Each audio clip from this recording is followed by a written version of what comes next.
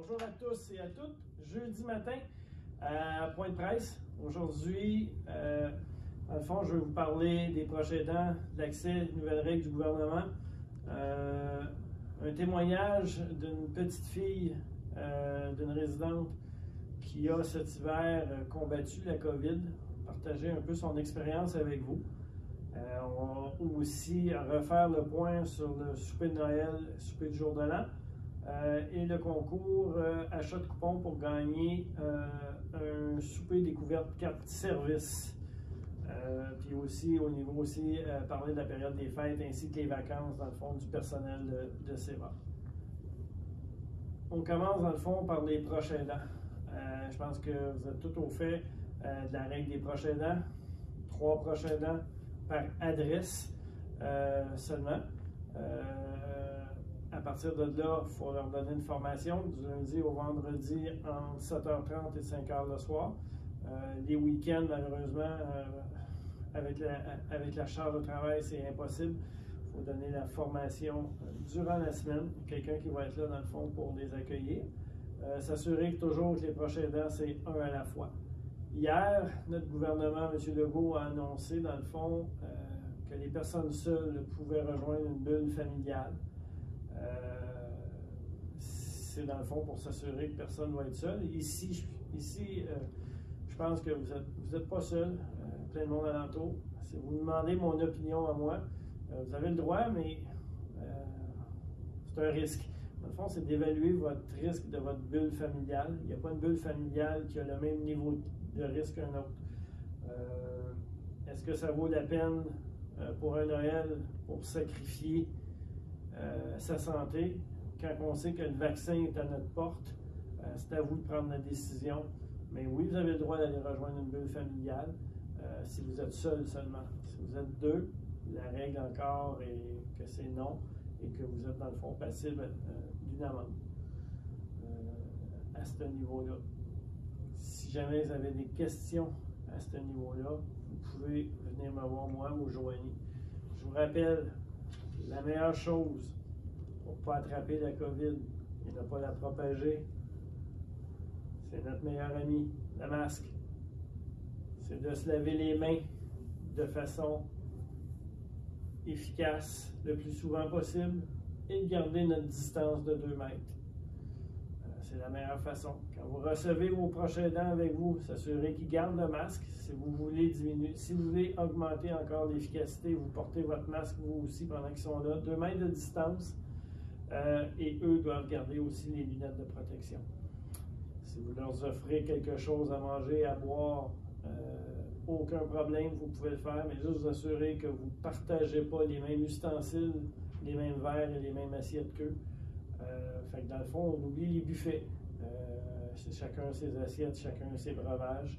Et puis de cette façon-là, ben, on diminue le risque. C'est ça. Je vais enchaîner avec, dans le fond, au partage d'une expérience, dans le fond, du COVID, comme je vous ai dit tantôt. J'ai avec moi Catherine. Catherine, qui est la petite fille d'un des résidents, d'un résident et d'une résidente ici. C'est leur petite fille.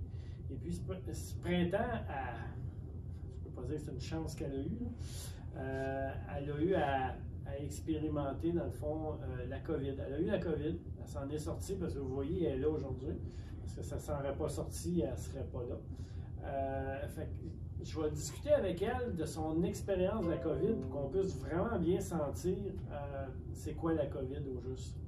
Il y a plein de monde, je les appelle les COVID idiots sur Internet, Catherine, qui disent que la COVID, ça n'existe pas. La COVID, c'est l'invention d'un gouvernement. La COVID cherche à nous contrôler.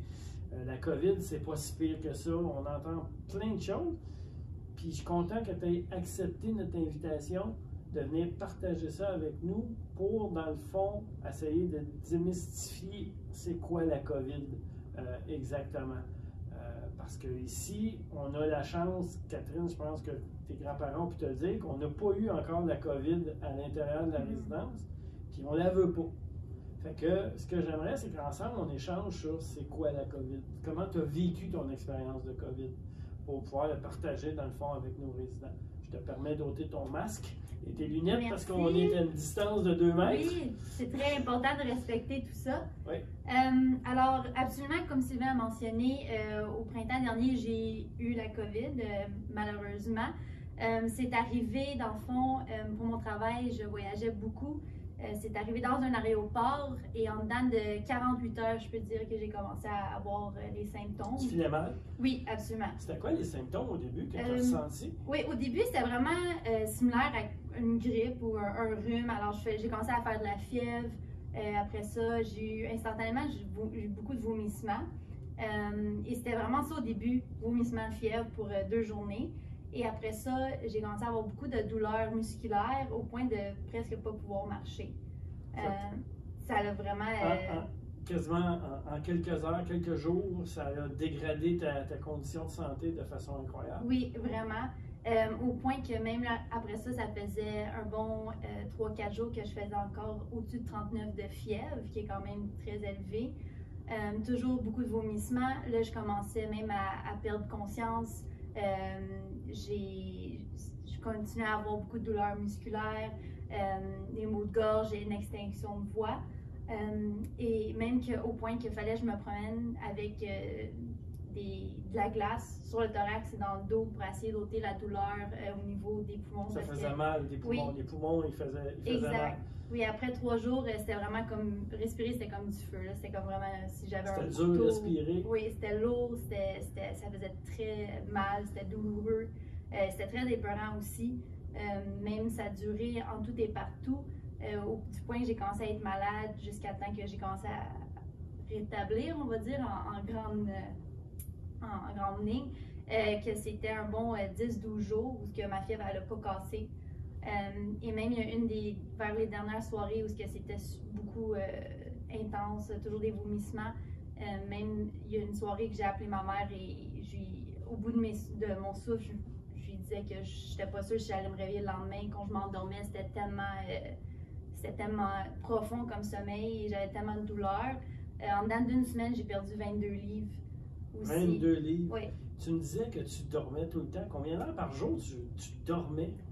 Honnêtement, au début d'être malade, je travaillais pareil, mais facilement un bon 14 heures. Tu dormais 14 heures sur 24. Oui, exact. Et après ça, quand ils ont vu au travail que ça ne marchait pas, il fallait vraiment que j'aille aux soins hospitaliers. Parce que toi, pour rappeler, c'est au début, dans le fond, de la pandémie. C'était tout nouveau et on apprenait, dans le fond, que la pandémie nous arrivait. Fait que tout le monde, dans le fond, le diagnostic n'a pas été immédiat, dans le fond, COVID pour toi. Non, exact, parce que j'avais pas été au niveau international pour avoir pris des vols. À ce niveau-là, j'avais juste été à Vancouver et à Halifax. Mais c'est le fait aussi que j'avais été à Vancouver que là, ils ont commencé à poser plus de questions et j'avais sur 13 symptômes qui n'étaient pas toutes listés non plus à ce moment-là, j'en avais 11. Puis j'avais une double pneumonie aussi à ce moment-là. Les 2 poumons t'ont affecté. Exact, oui. Et après ça, pour sortir de là, j'étais rendue que je dormais facilement, sans exagérer, 18 heures par jour. Pendant le rétablissement de ta double pneumonie, là, exact. Après le pic de ce que tu as vécu là, pour récupérer, tu étais à 18 heures par jour de sommeil. Oui, pour des mois. Là. Pour un bon 3 mois facile. Puis j'étais quelqu'un qui aime ça, faire de l'exercice, être à l'extérieur. Et c'était très douloureux, c'était très difficile aussi de juste prendre des marches, prendre les escaliers. Là, ça fait peut-être 1 mois ou 2 que je commence à ressentir comme avant, j'ai plus besoin de faire de sieste. On blague, mais c'est pas drôle parce que c'était très sérieux et épeurant.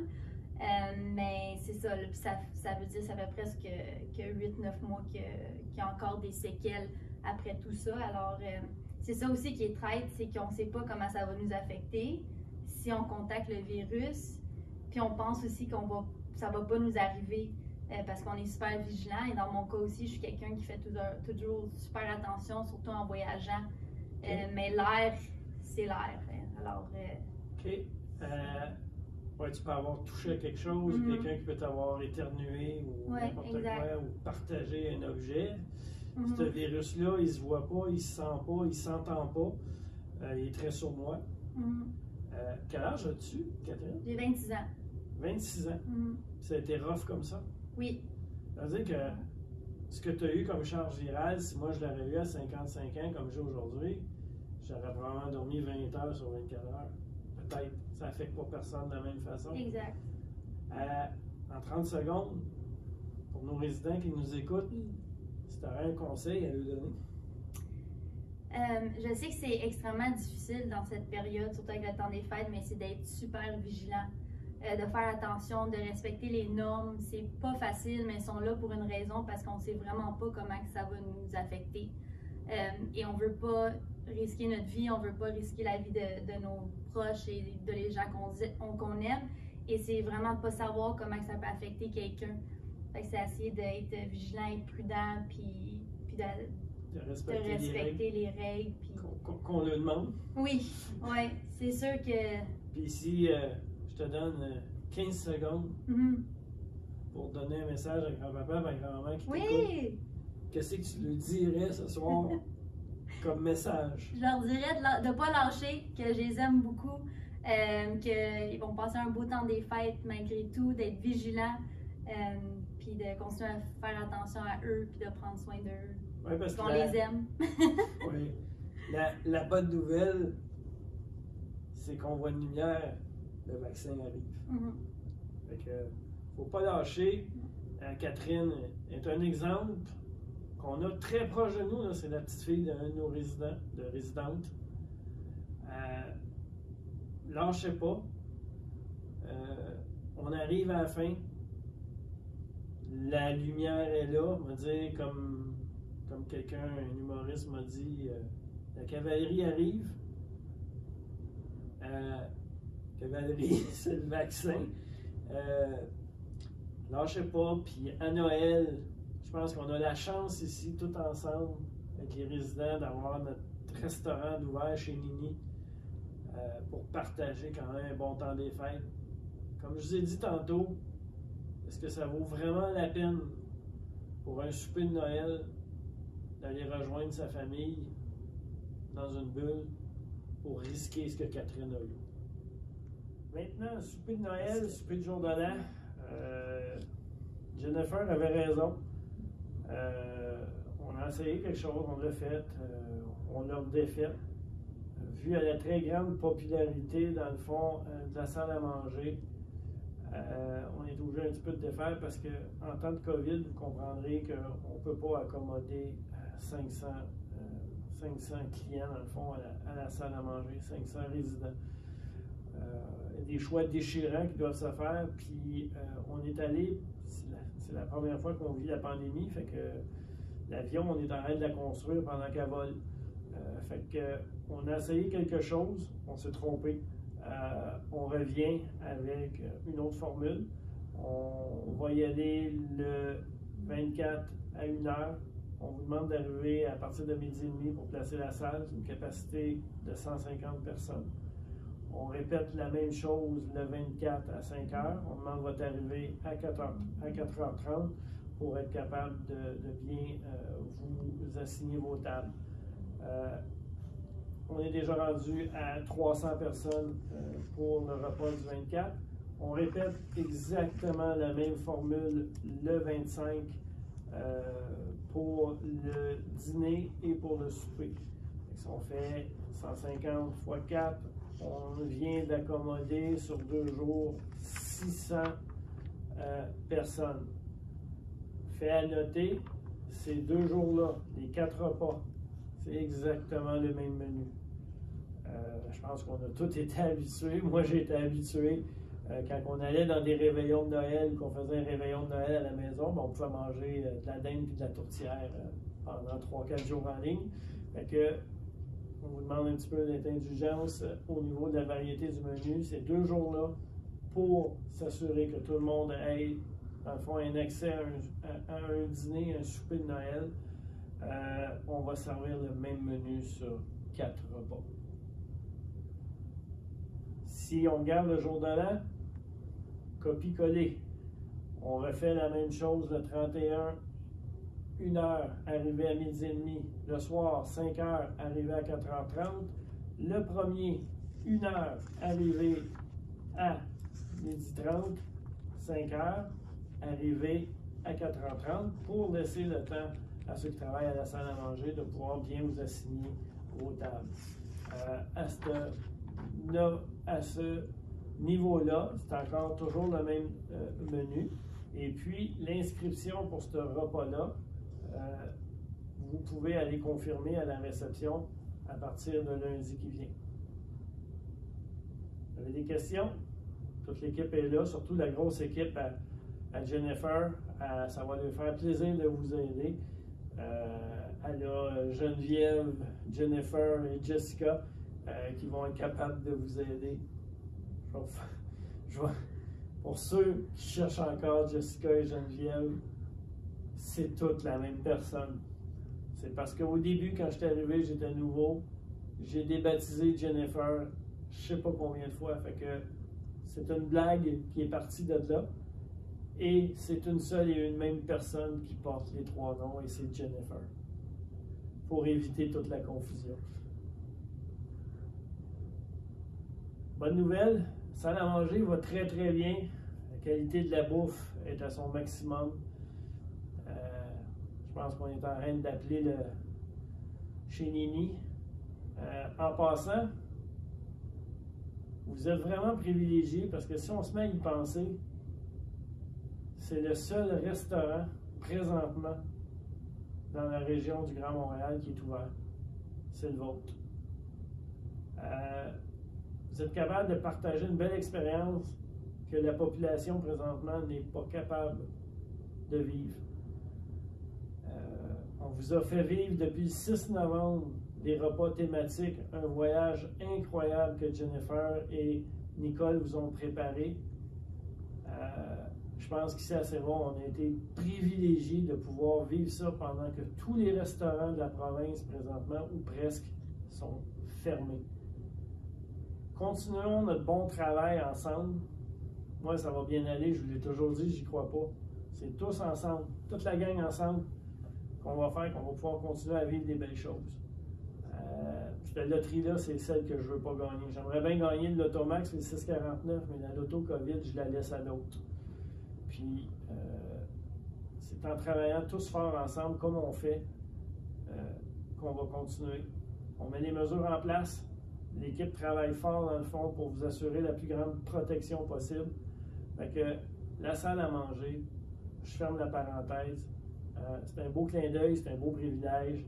C'est une belle façon que vous avez votre restaurant présentement. On va essayer de le laisser ouvert, celui-là. On travaille tout fort pour que celui-là reste ouvert.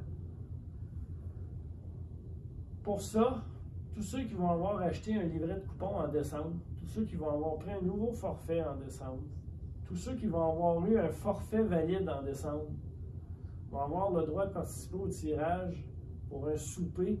La date n'est pas finie d'établir encore parce que moi et Nicole, on est en train d'essayer de conjuguer nos 2 agendas ensemble parce que ce repas-là, c'est un repas découverte. On fait tirer 3 repas pour 2 personnes découvertes, accord mets vin, cuisiné et puis la sommellerie de mon côté pour vous faire vivre une expérience gastronomique.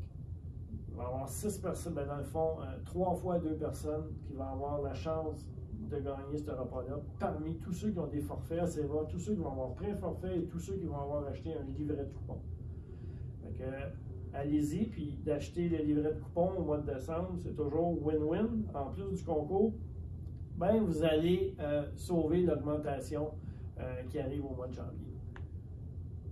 Mon dernier point, vous allez voir qu'il y a des membres de mon équipe qui vont disparaître pour quelques jours, une semaine, une journée. On est à la période de l'année que, puis avec tout ce qu'ils ont vécu présentement cette année, eux aussi ont besoin de recharger les batteries. Il y en a qui vont être en congé. Si vous ne les voyez pas, c'est pas parce qu'ils ont disparu, c'est juste parce qu'ils sont partis se reposer, prendre une journée de vacances. Juste à remettre vos questions à plus tard, ou si vous avez besoin de leur aide, juste de le reporter, parce que dans cette période de l'année-là, eux aussi, ils veulent recharger leur batterie et vivre une période des fêtes que cette année qui va être complètement anormale pour tous. Ils font face à ça eux aussi.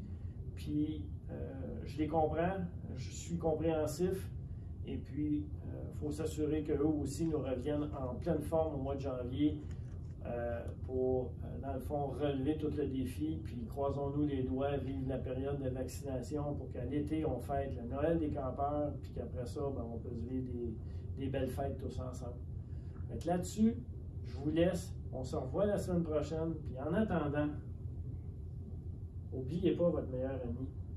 C'est lui qui va faire la salle à manger et tout ce qu'on vit présentement va être capable d'être là encore pour un bout de temps. S'il vous plaît, on fait attention. À jeudi.